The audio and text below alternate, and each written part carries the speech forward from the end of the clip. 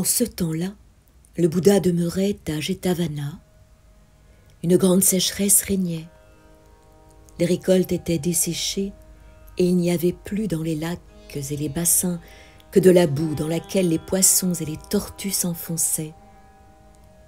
Le Bouddha, qui se rendait à Savatthi pour sa tournée d'aumône, fut frappé par le paysage de désolation. Cependant, il dit à Ananda: « Je veux prendre un bain, Ananda, apporte-moi ma serviette. » Mais Ananda, très surpris, dit: « Seigneur, il n'y a pas d'eau, il n'y a que de la boue. » Le pouvoir d'un Bouddha est grand, Ananda. Et après avoir pris la serviette par un coin, il se couvrit le corps jusqu'à la taille, puis, prenant l'autre coin du tissu, il le rabattit sur l'épaule. Ainsi enveloppé, il se tint au milieu du bassin de Jetavana. Alors apparut un gros nuage à l'est, et les orages tonnèrent, et les éclairs sillonnèrent le ciel, et tout Kosala reçut des trombes d'eau, et la pluie remplit le bassin, et le maître prit son bain. Quand il sortit, il revêtit ses 2 robes orangées et sa ceinture, et ajustant sa robe de Bouddha, il laissa son épaule droite découverte. Ainsi vêtu, il se rendit dans la chambre parfumée et se coucha sur le côté droit, comme un lion. Les frères réunis dans la salle de vérité parlaient entre eux de l'événement et de la compassion du Bouddha. À ce moment, le maître entra et il demanda aux frères le sujet de leur entretien. « Ce n'est pas la première fois, frère, que la pluie tombe de cette façon. » Et il raconta cette histoire de jadis. Une fois, dans le royaume de Kosala, à Savatthi, il y avait un étang dans lequel poussaient beaucoup de plantes aquatiques. Là demeurait le Bodhisatta, qui était à ce moment-là un poisson. Et comme maintenant la terre était sèche, les récoltes desséchées et les poissons et les tortues s'enfonçaient dans la boue. Les oiseaux qui les voyaient venaient les dévorer. Alors, en constatant le malheur de son peuple, le Bodhisatta fit une déclaration solennelle. Brillant, en sortant d'une boue très noire, ouvrant de grands yeux purs comme des rubis, il leva la tête vers le ciel et s'adressa à Pajuna, le roi des Dévas. « Mon cœur est rempli de tristesse à la vue de mon peuple, mon bon Pajuna. Je me suis toujours comporté avec droiture envers mon peuple, et aucune pluie n'est tombée du ciel. Depuis mon jeune âge, je n'ai jamais mangé un seul poisson, même de la taille d'un grain de riz, et je n'ai jamais privé de vie aucune créature. Je vous demande d'envoyer de la pluie pour mon peuple. » Ô Pajuna, roi des Dévas, fais tonner les orages, arrose, arrose, arrose abondamment les récoltes. Écoute ma prière. Alors une pluie énorme tomba et soulagea beaucoup d'êtres de la peur et de la mort.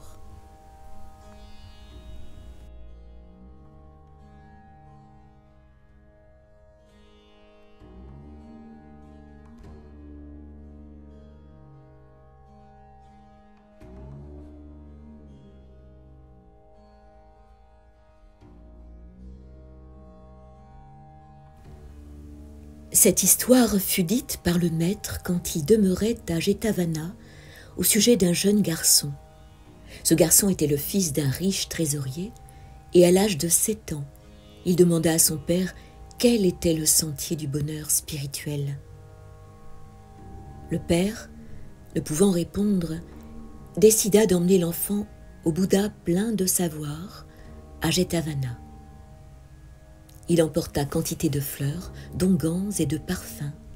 « Seigneur, mon enfant qui est intelligent est anxieux.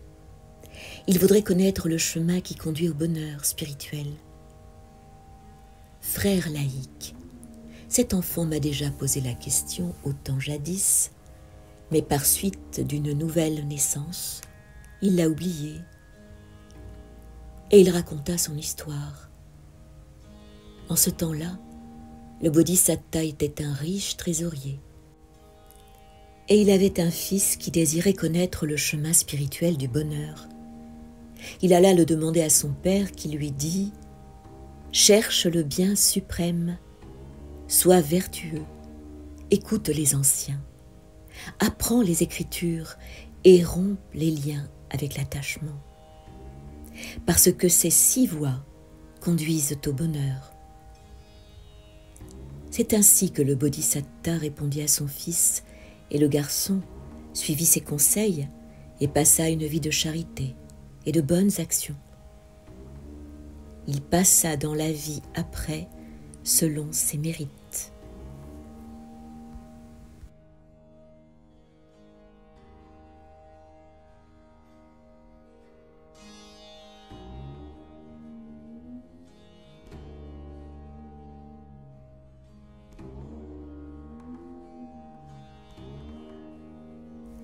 Cette histoire fut dite par le maître pendant qu'il demeurait à Jetavana au sujet d'un frère qui n'avait pas persévéré.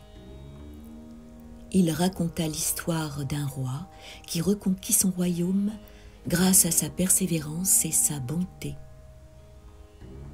Lorsque Brahmadatta régnait à Bénarès, le Bodhisatta était le fils d'une reine et il fut appelé Bonté. Devenu roi, il gouverna son royaume avec habileté et sagesse et il observait les préceptes. Il abondait de patience et il aimait toutes les créatures. Un jour, il apprit qu'un ministre le trompait. Il lui demanda alors de quitter le royaume avec toute sa famille. Pour se venger, ce ministre se mit dans les bonnes grâces du roi de Kosala et graduellement, il lui fit comprendre que ce serait chose facile pour lui de conquérir le royaume de Bénarès parce que ce roi était faible et faisait même des cadeaux aux ennemis. Le roi de Kosala voulut avoir des preuves de ce qu'avançait ce ministre pervers. Sur son conseil, il fit des incursions dans les villages frontaliers et il faisait massacrer tous les hommes, les femmes et les enfants. Les Vandales furent attrapés et traduits devant le roi Bonté de Bénarès. « Pourquoi avez-vous fait ça ?» leur demanda-t-il. « Nous voulions avoir des richesses. »« Pourquoi vous ne me l'avez pas dit ? Ne recommencez pas. » Et il leur fit des présents. Alors le roi de Kosala vit qu'en effet il pouvait conquérir ce royaume. À ce moment-là, Bonté était très fort. Il possédait des éléphants aussi terrifiants que ceux de l'armée d'Indra. Ses ministres lui dirent d'accepter le combat. « Non, mes enfants, personne ne doit souffrir à cause de moi. Que le roi de Kosala prenne le royaume s'il le veut, je ne me battrai pas. » Et il fit ouvrir les portes de la ville. Le roi de Kosala entra et il vit Bonté assis sur son trône avec tous ses ministres autour de lui. « Saisissez-les » cria le roi de Kosala. « Liez-leur les mains derrière le dos, creusez des trous et enterrez-les jusqu'au cou. La nuit, les chacals viendront les manger. »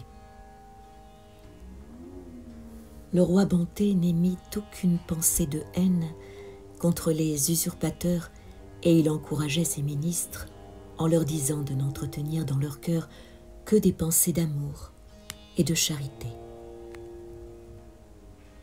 À minuit, les chacals arrivèrent et ils grattaient tout autour des têtes qui les passaient et le corps du roi commençait à être dégagé.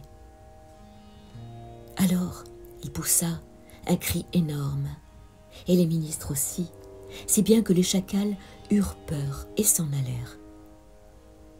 Ainsi, tous les ministres avec le roi finirent par se libérer. Près de là vivaient 2 ogres qui se disputaient la propriété du champ de crémation. Ils virent le roi et, connaissant sa sagesse, ils firent appel à son jugement. « Certainement, dit-il, mais avant, comme je suis sale, je veux prendre un bain. » Alors les ogres apportèrent un bassin et de l'eau, puis des robes, puis des parfums et des fleurs. Puis ils apportèrent à manger et aussi du bétel à mâcher.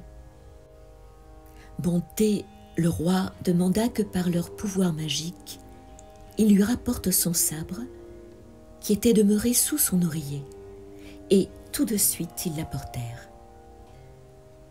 Avec son sabre, Bonté, le roi, marqua la moitié du territoire, revenant à chacun. Les 2 ogres voulurent alors montrer leur gratitude et ils demandèrent ce qu'ils pouvaient encore faire.